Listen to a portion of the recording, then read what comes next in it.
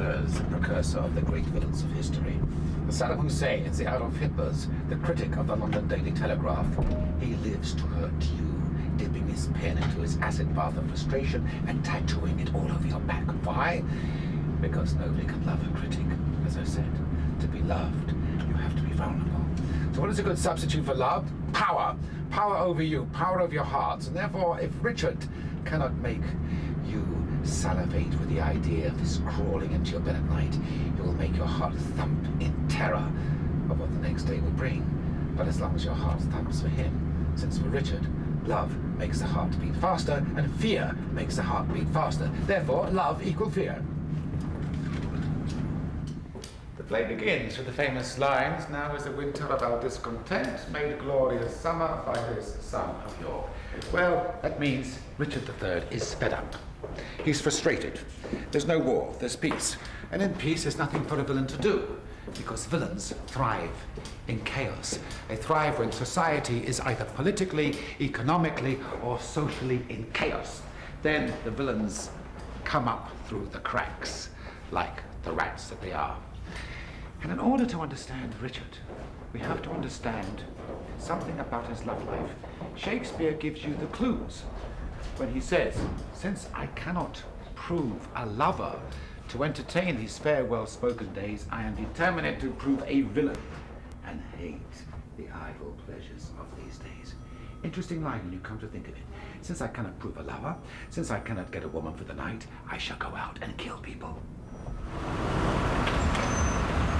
Shakespeare, love was all important. Love was so essential in those times because you didn't have TV, you didn't have cable, and you didn't have movies. You only had love. So without love, you were a very lonely person. So that's why Shakespeare's plays feature so much love.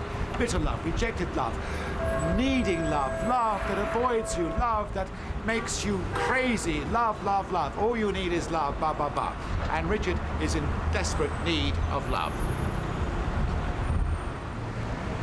Now we see Richard contemplating his lack of love, as he says, "Now is the winter of our discontent made glorious summer by this son of York. And all the clouds that lowered upon our house in the deep bosom of the ocean buried. Now are our brows bound with victorious wreaths, our bruised arms hung up for monuments, our stern alarums changed to merry meetings, our dreadful marches to delightful measures. Grim-visaged war hath smoothed his wrinkled front. And now, instead of mounting barbed steeds to fright the souls of fearful adversaries, he capers nimbly in a lady's chamber to the lascivious pleasing of a lute.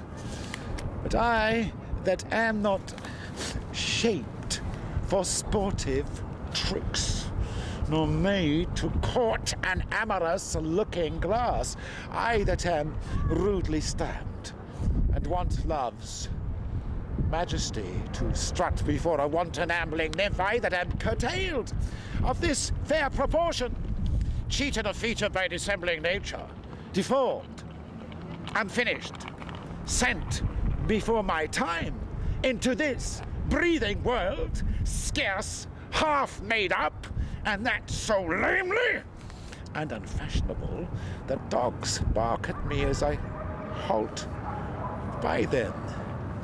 Why? Love forswore me in my mother's womb. She did corrupt frail nature with some bribe, to shrink mine arm up like a withered shrub, to disproportion me in every part, like to a chaos, or an unlicked fair whelp that carries no impression of the dam. And since this world affords no joy to me, but to command, to check, to o'erbear such as are of better person than myself, I'll make my heaven to dream upon the crown, and whilst I live to account this world but hell, until this misshaped trunk which bears this head be round impaled with the glorious crown. but yet I know not how to get the crown. For many lives lie between me and home, and I, like one lost in a thorny wood, that rends the thorns and is rent with the thorns, seeking a way and straying from the way, torment myself to find the open air, and from that torment I will free myself, or hew my way out with a bloody axe. Why, I can smile and murder whilst I smile, and cry content to that which grieves my heart, and wet my cheeks with artificial tears, and frame my face to all occasion. I'll drown more sailors than the mermaid shall, deceive more slyly than Ulysses could, and like a Sinon take another Troy. I can add colours to the chameleon, change shapes with Proteus for advantages, and set the murderous Machiavel to school. Can I do this, and cannot get a crown? Tut, were it further up, I'd pluck it down. Oh, God. Oh.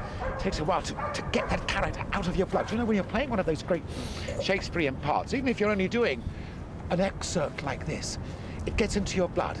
Because what an actor does, truly, is to mortgage his blood to the part. Otherwise, you're not an actor. Because an actor basically has to be an empty vessel in which you pour the character. And so it does take a while. It is said that Henry Irving, one of the great Victorian actors, it's said that it took him at least 3 hours for his pulse rate to go down after playing Macbeth. It can be rather embarrassing if you're going to a restaurant immediately after the play and say, "A table for 4!" But you get the table.